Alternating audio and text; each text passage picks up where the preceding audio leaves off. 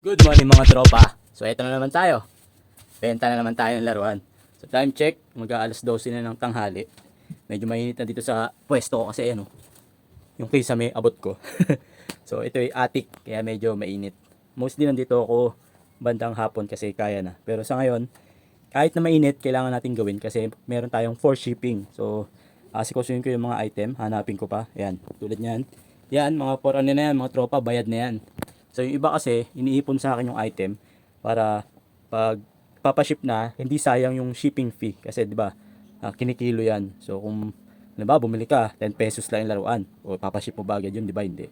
So iniipon yun hanggang sa dumami. Tapos pag marami na, tsaka nila ipapaship para mura yung shipping fee. So yun yung strategy ko. Kaso ang problema, minsan sobrang tagal na. May nangyari sa akin isang beses, shoutout sa customer na yon, pinaipon niya, tapos nung ipapaship na, nagbago yung isip niya, ayaw niya na daw. Kasi masyado daw matagal yung shipping ko. Although may mga pagkakamali tayo pero nakukuha dapat niya sa usapan kaso ayaw na ni customer. So yun, hanggang ngayon binabayaran ko pa yung item kasi yung item niya hindi pa nabibili lahat. So paunti-unti binabayaran natin. Imagine, halos isang taon yung inipon yun. Tapos sabihin niya ayaw niya na. Ano yun? Pag-ibig. So ngayon mga tropas, kasuin na natin itong laruan. Isa-isahin ko na. So kagabi nag-post ako ng apat na item, apat o lima. So check ko yon isa-isa kung ano yung mga item na nabili. Then after na makuha ko yung mga item na nabili, buburahin ko na yon. Kasi ganun ang ginagawa ko ngayon. Dati kasi inahayaan ko lang siya. So minsan pag may bumili, sobrang tagal na nung item, ang hirap nang hanapin. So ngayon ganun ang strategy ko, araw-araw post, then kinabukasan kukunin yung mga nabili tapos buburahin ko na. Panibagong posting na naman. So ganun, hindi na ako mahirapan maghanap, 'di ba? Araw-araw nakukuha ko na yung mga item na binili.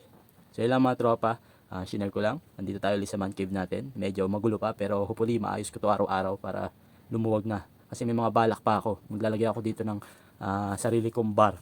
So may alak, may kape, di ba? Except soft drinks. Tubig na lang siguro. So hanggang dito na mga tropa. Ayusin ko na yung laruan dahil mag-ship na tayo para abutan natin yung JNT kasi hanggang 4 PM lang yun. So may 4 na oras pa tayo para ayusin yung mga laruan. And then mamaya magja-jogging tayo kaya naka-Milo best tayo. Dapat kanina kaso tinanghali ako ng gising. Ang 6 ko naging 9. Pero okay lang, at least kumpleto yung tulog natin ng 8 hours. So hanggang dito na lang mga tropa. Kanina ko pa sinasabi hanggang dito na lang, hanggang dito lang. Hindi matapos-tapos. Buti pa si Tonton. Peace. Bye-bye. Sana kumita ulit tayo ngayong araw.